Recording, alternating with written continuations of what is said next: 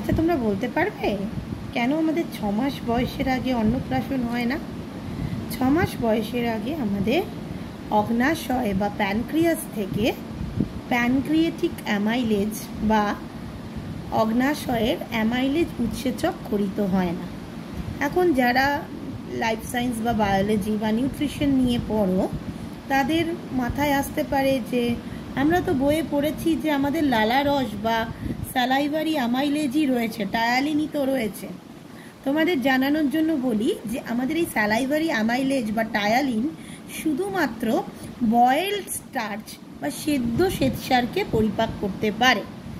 ভাত জাতীয় জিনিস অসেদ্ধ শ্বেতসার বা আনবয়েলড স্টার্চ, যেটার শুধুমাত্র প্যানক্রিয়েটিক অ্যামাইলেজই ক্যাটালাইজ করতে পারে, আর সেটা বাচ্চাদের ক্ষেত্রে 6 মাস বয়সের আগে সিক্রিয়েটেড হয় না।